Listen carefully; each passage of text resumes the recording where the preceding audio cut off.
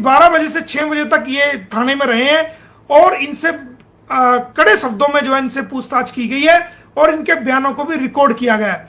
और देखिए, मैं काफी दिन से हैरान था कि एपी सिंह को ये सीमा हैदरी क्यों मिली बहन बनाने के लिए। तो वो आज मेरी समझ में आया है कि वो एक झूठा दूसरा महाझूठा, एक झूठी दूसरा महाझूठा, यानी कि आया तो खुद मेरी कंप्लेंट में और बाहर निकल के इंटरव्यू दे रहा है कि वो जी हमने कंप्लेंट की थी मोमिन मलिक की, हम तो बयान देने आए थे, हम तो कार्रवाई करने आए थे। पत्र कैसे मेरे सभी प्यारे बहन भाइयों, आशा करती हूँ आप सब अच्छे होंगे। आज मैं फिर से हाजिर एक नई वीडियो के साथ। आज हम बात करेंगे मोमिन मलिक सर के बारे में कि मोमिन मलिक सर ने कौन कौन से केस के ऊपर बात करी है और किस तरह से उन्होंने ऑर्डर पास कराए हैं। दूसरी चीज़ है कि मोमिन मलिक ने इस वीडियो में काफ़ी सारे खुलासे करे हैं जो मैं आपके साथ वो वीडियो क्लिप दिखाऊंगी। तो वीडियो को 1 सेकंड के लिए भी स्किप मत कीजिएगा, पूरा देखिएगा, ज़्यादा शेयर कीजिएगा। अगर आपको वीडियो अच्छा लगे तो एक लाइक ज़रूर कीजिएगा, चैनल पर नए हैं तो प्लीज़ सब्सक्राइब कीजिएगा और ज़्यादा शेयर कीजिएगा। तो वक्त ज़ाया ना करते मैं आपको एक मोमिन मलिक सर का वीडियो क्लिप दिखाती हूँ जिसमें मोमिन मलिक सर ने सारे पुख्ता सबूत भी दिखाए हैं और उसमें क्या क्या मेंशन है वो सब उसमें दिखाया। तो आइए फ्रेंड्स देखते हैं, वक्त ज़ाया ना करते एक वीडियो क्लिप। 12 बजे से 6 बजे तक ये थाने में रहे हैं और इनसे कड़े शब्दों में जो है इनसे पूछताछ की गई है और इनके बयानों को भी रिकॉर्ड किया गया है। और देखिए, मैं काफी दिन से हैरान था कि एपी सिंह को ये सीमा हैदरी क्यों मिली बहन बनाने के लिए। तो वो आज मेरी समझ में आया है कि वो एक झूठा दूसरा महाझूठा, एक झूठी दूसरा महाझूठा, यानी कि आया तो खुद मेरी कंप्लेंट में और बाहर निकल के इंटरव्यू दे रहा है कि वो जी हमने कंप्लेंट की थी मोमिन मलिक की, हम तो बयान देने आए थे, हम तो कार्रवाई करने आए थे। पत्रकार को जबरदस्ती, ये आप देखेंगे, ये वो कंप्लेंट थी इसके अंदर जो है ये आप देखेंगे थाने की मोहर भी लगी हुई है और इसके अंदर डॉक्टर एपी सिंह, सचिन मीना, सीमा हैदर, अनुज यादव फर्जी यूट्यूबर और कई 11 लोग ऐसे थे जिनके खिलाफ 153 है, 295, 292, 499, 500, 501, 500, 506, 120, 20, 67, 67 ए आईपीसी के तहत ये कुछ यूट्यूबर्स भी हैं 10-11, उनके खिलाफ मैंने ये करा। ये आप देखो, और ये थाने की मोहर लगी हुई है, ये देखो आप। तो ये कंप्लेंट मैंने दर्ज कराई थी, उसमें पूछताछ हुई थी। और कभी भी जो शिकायतकर्ता होता है, शिकायतकर्ता को कभी पुलिस नहीं बुलाती, बल्कि जिसके खिलाफ कंप्लेंट दी गई है, जो एक्यूज्ड है, उनको बुलाया जाता है कि बताओ भाई तुमने ऐसा क्यों किया, इस बारे में जवाब दो। अरे ये बाहर निकल के कह रहा है जी हमने कंप्लेंट कर दी। अबे तेरी कंप्लेंट को कौन पूछ रहा है? तेरी कंप्लेंट तूने रबूपुरा में भी करी, तूने सोनीपत में भी करी, तूने दिल्ली भी करी, दिल्ली पुलिस में साइबर सेल को कहां, और तूने पानीपत में नहीं। क्या हुआ बता, क्या हुआ? सबको पता है कौन है तू, झूठा एक नंबर का, ठीक है ना। तो ये मुंह की खा चुके हैं, इनको छुपने के लिए जगह नहीं है। एपी सिंह के तो मुंह में चकुंदर फंसी हुई है। अगर वो सीमा को छोड़ता तो लोग कहेंगे तो नामर्द है भाई, ये तो छोड़ दिया इसने। अगर खाएगा तो कोड़ी हो जाएगा। तो तेरे मुंह में तो चुकंदर फंसा दी हमने। अब बेटा तू कभी तो नेपाल जाएगा, कभी तू पानीपत आएगा, कभी तू रबूपुरा आएगा, कभी तू जेवर आएगा, कभी तू गौतम बुद्ध नगर आएगा, कभी तू चंडीगढ़ आएगा।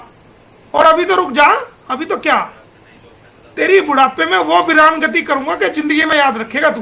तुझे पता लग जाएगा मोमिन मलिक से कैसे टक्कर लेते हैं। वकील है ना तू वकील है। तू अपने से बड़ा भारत में किसी को वकील नहीं समझता। एक नौजवान बेटी, एक नौजवान बेटा जो ताजी वकालत पढ़ के आए हैं भारत में, वो भी तेरे से अच्छे हैं।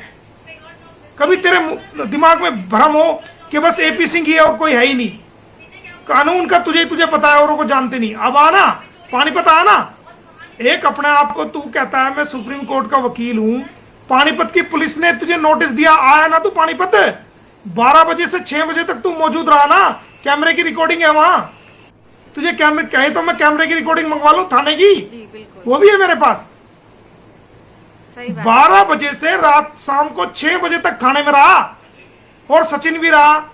और सीमा को दस्त लगे जी मुझे मोमिन मलिक मार देगा, मैं तो खतरा है, मैं तो नहीं आ सकती, मेरे बयान यही करो। तो हमने बोल दिया पुलिस वाले को कि कोई बात नहीं, उसके वहीं बयान लेके आओ। और जब अरेस्ट करेंगे रबूपुरा से अरेस्ट करके लाएंगे उसको, चिंता मत करो। तो दोस्तों झूठ के कभी भी पैर नहीं होते, बता रहा है। और इसकी एक गंदी आदत देखिए, ये जिस भी चैनल पे इंटरव्यू देगा सबसे पहले क्या कहेगा, आप बहुत अच्छे पत्रकार हो, आपका चैनल बहुत अच्छा है। यानी अगला बंदा कोई सवाल पूछता हो तो उसको अपने फेवर में करने की कोशिश करेगा। ये किसी एक चैनल पे जाएगा, उस पर कहेगा ये बहुत अच्छा चैनल है, ये बहुत अच्छा है, आप बहुत अच्छे पत्रकार हो। अगले दिन दूसरे चैनल पे ये बहुत अच्छा चैनल है, आप बहुत वरिष्ठ की कोशिश करता है। ये इससे पूछोगे क्या हो गया, हरियाणा सरकार को स्थिर कर दिया, यूपी सरकार को स्थिर कर दिया, केंद्र की सरकार को स्थिर कर दिया। अरे मैं एक छोटा सा वकील हूं, क्या एक वकील की पावर है कि वो सरकार को स्थिर कर दे? आप बताओ, क्या एक इंसान की पावर है कि इतनी बड़ी सरकार को स्थिर कर दे? सरकार के अंदर कितनी पावर होती है? सारी डीसी, एसपी, पुलिस फोर्स, सारा एडमिनिस्ट्रेशन सरकार के अंडर चलता है। क्या कोई व्यक्ति सरकार को स्थिर कर सकता है? और भारत का नागरिक क्या सरकार को स्थिर कर सकता है? भारत के हम नागरिक हैं, इस सरकार को हमने बनाया है, वोट दे के बनाया है। और मैं तो वैसे भी बीजेपी पार्टी से हूं, काफी दिनों से जुड़ा हुआ हूं। मुख्यमंत्री जी मुझे अच्छी तरह जानते हैं, अच्छी तरह हम उनके सर्कल में यार दोस्त हैं, तो वो हमारे बारे में पता है उनको सारा। देश की सरकार जानती है, देश की आईबी जानती है, इंटेलिजेंस जानता है, कोई नहीं जानता हमारे बारे में, सब कुछ जानते हैं। और तेरे बारे में भी सरकारें जानती हैं। तो तेरे झूठी कंप्लेंट करने से या तेरे बकवास करने से कोई फर्क नहीं पड़ने वाला। तू बुलाया तो पुलिस डिपार्टमेंट ने तेरी जांच करने के लिए है, तेरे से पूछताछ हुई है बहुत, और बाहर निकल के कहता है जी हमने कंप्लेंट दी थी। तो आज पता चला कि एक नंबर का झूठा है, और इसीलिए इसने सीमा हैदर को अपनी बहन बनाया, क्योंकि वो महा झूठी है। 7 जनवरी 1998 की इसको पैदाइश दिखाता है, जो पाकिस्तान सरकार का जारी किया हुआ है। और जो इसका पासपोर्ट नंबर है जो पुलिस के कब्जे में है, उसके अंदर जो इसकी डेट ऑफ बर्थ है वो 1/1/2002 है। और ये कहती है जनाब मेरी डेट तो 10/7 है। तो भाई एक इंसान 3 बार पैदा नहीं हो सकता, ना वो 7 जनवरी को पैदा हो सकता, ना 1 जनवरी को पैदा हो सकता, और ना 7 जो है ना जून को पैदा हो सकता।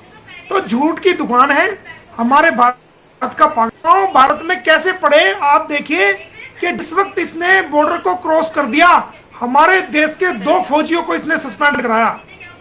यानी कि जैसे कदम इसके भारत में पड़े क्रॉस करके 2 फौजियों के पेट पे लात मारी, 2 फौजियों के परिवारों की रोजी को इसने छीना।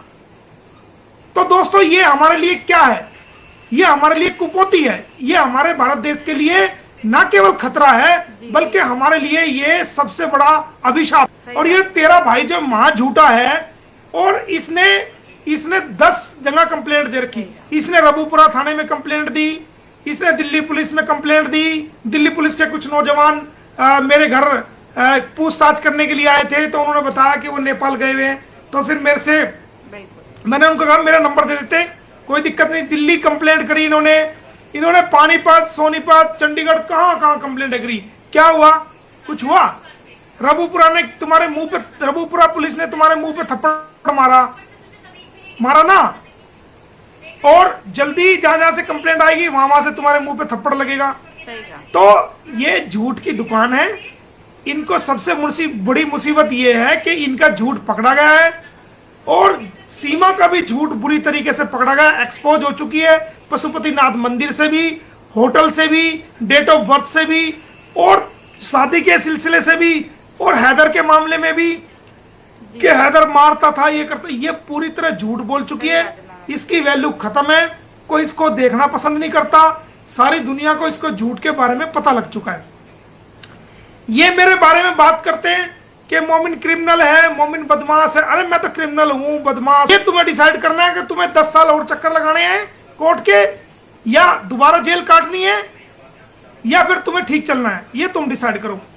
और दोस्तों ये एपी सिंह 1 नंबर का झूठा इंसान है, बाहर जाके गलत इंटरव्यू दे रहा है। इसको मेरी कंप्लेंट में बुलाया गया था, और मैंने वो कंप्लेंट आप सबको